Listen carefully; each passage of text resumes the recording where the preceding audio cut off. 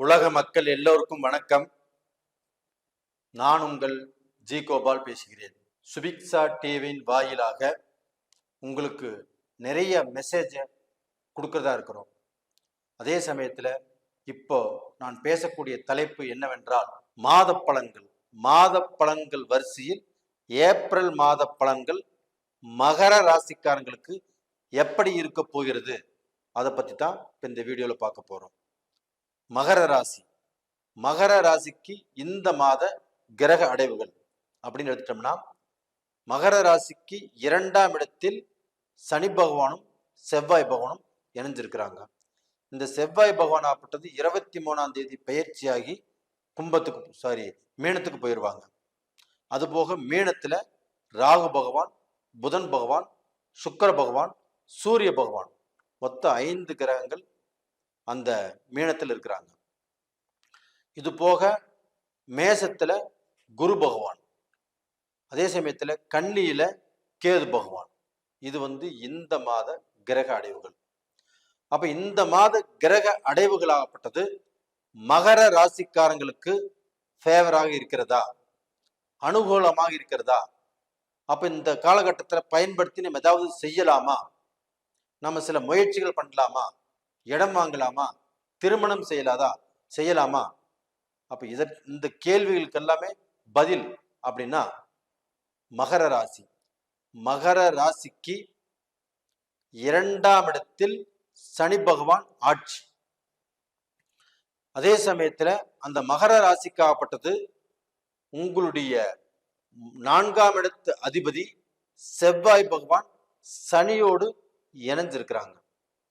அப்ப இந்த இணைந்து இருக்கக்கூடிய காலகட்டத்துல சனியும் செவ்வாயும் கூட்டணியாக இருக்கக்கூடிய காலகட்டத்துல கண்டிப்பாக மகர ராசிக்காரங்களுக்கு நல்ல விஷயங்கள் நடப்பதற்குண்டான வாய்ப்பு இருக்குது. அப்ப நல்ல விஷயம்னா என்ன? இவங்களுக்கு இந்த பூமி சேர்க்கை உருவாகும். அதே சமயத்துல கடந்த காலங்கள்ல இல்ல பல வருஷமாக எனக்கு வீடு இல்லை, எனக்கு தங்குவதற்கே நல்ல வீடு இல்லை, எங்களுக்கு பூமி இல்லை. அப்ப அந்த பூமியை இப்ப வாங்கலாமானா கண்டிப்பாக இந்த காலகட்டத்தில் வாங்கலாம். அப்ப சொத்து சேருவதற்கும் வாய்ப்புகள் இருக்குது. அப்ப அந்த டாக்குமெண்ட்ல ஏதாவது பிரச்சனைகள் வருமானா இந்த சனி செவ்வாய் கூட்டணியாக இருக்கிறதுனால கண்டிப்பாக வராது. இது போக உங்களுக்கு 5ஆம் இடத்து அதிபதியும் 10ஆம் இடத்து அதிபதியுமான சுக்கிர பகவான் உங்களுடைய ராசிக்கு 3ஆம் இடத்துல குருவுடைய வீட்டுல உச்சபலம் அடைகிறாங்க. அப்ப அந்த 5ஆம் இடத்து அதிபதி உங்களுக்கு உச்சபலம் அடைவதால் அப்ப அந்த 5ஆம் இடம் என்பது உங்களுடைய பூர்வீக ஸ்தானம். அது போக உங்களுடைய திறமை, உங்களுடைய வலிமை, உங்களுடைய முயற்சிகள், இதற்கு பார்க்க போனா பலன் கிடைக்கக்கூடிய காலம். அப்ப அந்த 5ஆம் இடத்து அதிபதி உச்சபலம் அடைவதால் உங்களுக்கு கண்டிப்பாக நீங்க எடுக்கக்கூடிய ஒவ்வொரு முயற்சிகளுக்கும் நல்ல பலன் கிடைக்கும். அப்போது வேலையிலாக இருந்தாலும் சரி, பிசினஸாக இருந்தாலும் சரி, திருமண முயற்சிகளாக இருந்தாலும் சரி, கடன் கட்டுறதுக்கு எந்த முயற்சி எடுத்தாலும் சரி, எந்த முயற்சியாக இருந்தாலும் இந்த சுக்கிர பகவானுடைய உச்ச பலத்தினால கண்டிப்பாக நல்லது நடப்பதற்குண்டான வாய்ப்புகள் நல்லா இருக்குது. இது மட்டும் இல்லைங்க, உங்களுக்கு 6ஆம் இடத்து அதிபதியும் 9ஆம் இடத்து அதிபதியும் ஆகப்பட்ட அந்த புதன் பகவான் ஆகப்பட்டது நேச்சபங்க ராஜயோகத்துல குருவுடைய வீட்டுல இருக்கிறதுனால அந்த 9ஆம் இடம் என்பது உங்களுக்கு பாக்கியத்தை அள்ளி கொடுக்கக்கூடிய காலகட்டமாக இந்த ஏப்ரல் மாதம் உங்களுக்கு மாறப்போகிறது. அப்ப இந்த ஏப்ரல் மாதத்துல பாத்தீங்கன்னா அந்த புதன் பகவான் ஆகப்பட்டது உங்களுக்கு நேச்சபங்க ராஜயோகத்தில் இருக்கிறதுனால ஒன்றும் கவலையே பட வேண்டாம்.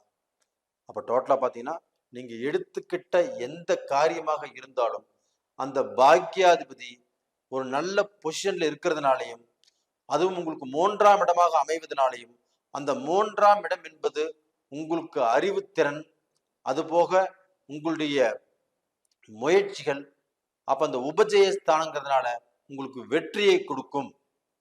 அப்ப டோட்டலா பாத்தீங்கன்னா இந்த காலகட்டத்தில் ஒரு பிசினஸ் ஆரம்பிச்சாலும் சரி, இல்லை ஒரு வேலை சம்பந்தப்பட்ட விஷயத்துல முயற்சி பண்ணாலும் சரி, அந்த வேலையில இதற்கு முன்னாண்டு செஞ்ச இடத்துல சில பிரச்சனைகளும் சில குழப்பங்கள் இருந்தாலும் சரி, அந்த குழப்பங்கள் எல்லாமே தீரும். வேலை எதிர்பார்த்தாலும் வேலை வாய்ப்புகள் கிடைக்கும். அது போக ஒரு பிசினஸ் எதிர்பார்த்தாலும், ஒரு பிசினஸ்ல நம்ம சம்பாதிக்கணும், நம்ம சாதிக்கணும் அப்படின்னு நினைச்சாலும் இந்த காலகட்டத்துல கண்டிப்பாக நீங்க சம்பாதிக்க முடியும், சாதிக்கவும் முடியும். அப்ப இது போக பாத்தீங்கன்னா உங்களுக்கு 3, 6, 7, 8ஆம் இடத்து அதிபதி அந்த சூரிய பகவானாப்பட்டது உங்களுடைய ராசிக்கு 4ஆம் இடத்துல மேசத்துல உச்ச பலம் அடைவாங்க.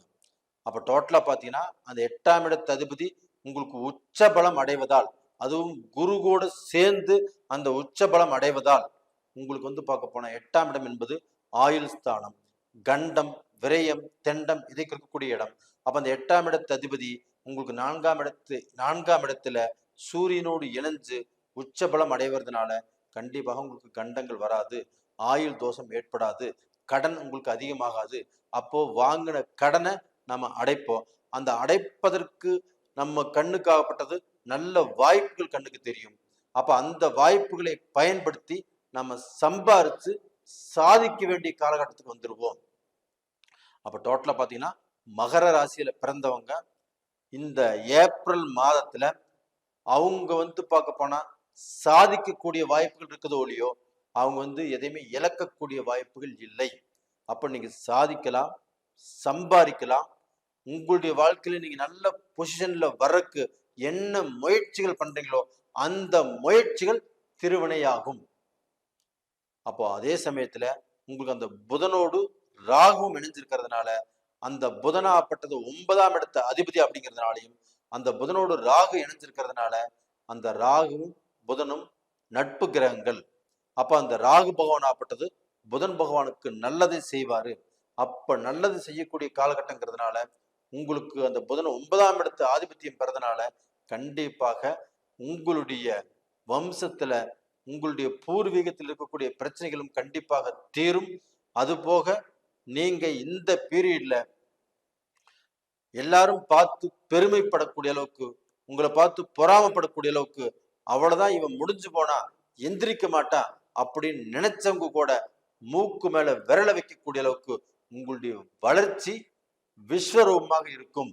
அப்ப டோட்டலா பாத்தீங்கன்னா மகர ராசியில பிறந்தவங்க அவங்களுடைய வாழ்க்கையில இந்த காலகட்டத்துல உங்களுடைய தலையெழுத்தை கண்டிப்பாக நீங்களே மாற்றி அமைச்சுக்கலாம் அப்படிங்கிற வாய்ப்பு உங்களுக்கு உருவாகும்.